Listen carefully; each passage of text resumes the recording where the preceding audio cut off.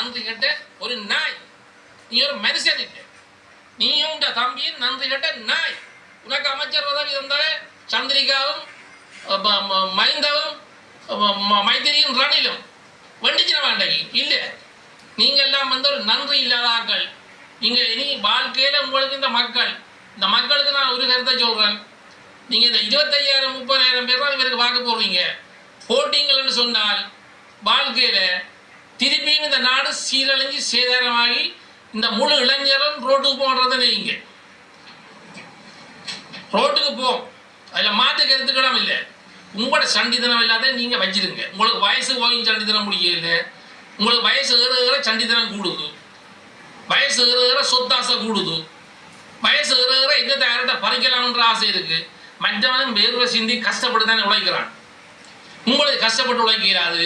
குந்தி இருக்கணும், பக்கத்தில் ஒரு 40 பேர் பொடிக்காட்ட வச்சிருக்கணும், முன்னுக்கு ஒரு 4 ஆமி வாகனம் போகணும், பின்னுக்கு ஒரு 4 ஆமி வாகனம் போகணும், போலீஸ் வரணும், ஆமி வரணும், உங்களை சுற்றி சென்றி போடணும். இதான் உங்களோட விளையாட்டு. உங்களுக்கு சென்று இல்லாமல் இருக்கிறாது.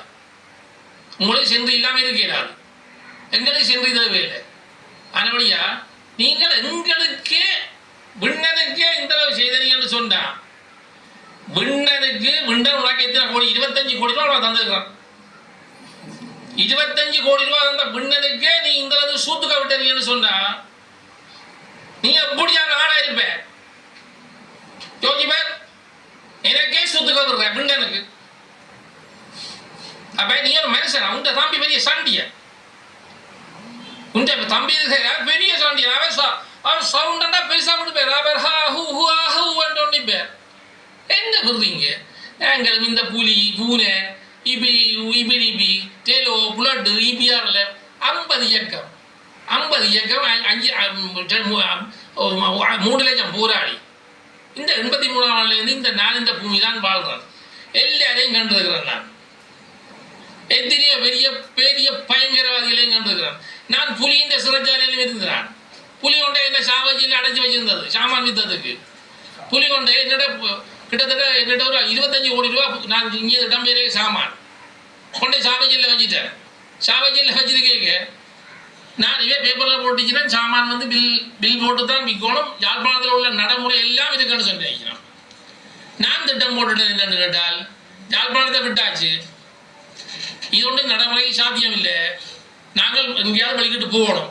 எனக்கு போட்டு எல்லாம் அரேஞ்ச் பண்ணி தந்துச்சுன்னா நீங்கள் வாங்க பண்ணிக்கிறது. அதனால் ஒன்று இல்லை. நான் இங்கே இருக்க வந்து சாமான வித்து ஒன்று இருக்கேன். ஒரு நாள் மருதன் வந்தார். அண்ணே எப்படி அண்ணே? நான் யூனியன் மேக்கர் பின்னுக்கு வீடு எடுத்துருக்கிறேன். சொன்னேன் இருக்கிறேன். எனக்கு இவர் வரையக்கே எனக்கு தெரியும். எனக்கு இதுக்கு முதல் நாளே எனக்கு தகவல் வந்துட்டு இப்படி ஒரு பிரச்சனை வரப்போகுது உங்களுக்கு கண்டு. அப்போ என்னுடைய டோஜ் பெற்றியல் பெண் டோஜ் பெற்றியல் இந்த சந்திக்கான ஒரு யுத்த நிறுத்தம் வந்தது. அந்த யுத்த நிறுத்தத்தில் நான் கோடிக்கணக்கில் சாமான் ஏற்றி போட்டு வேறு 50 வீதத்தை கொடுத்துட்டு 50 வீதத்தை வச்சுருந்தேன். அப்படி வந்து நான் புலிக்கு பில் போடாமல் சாமானை விற்று கொண்டே என்ன வச்சு நான் பல கோடி ரூபா காசை கட்டி கொடுத்தா நான் கொழும்பு போயிட்டேன். யாழ்ப்பாணம் வந்துட்டேன். யாழ்ப்பாணத்தில் கொழும்பு போயிட்டேன்.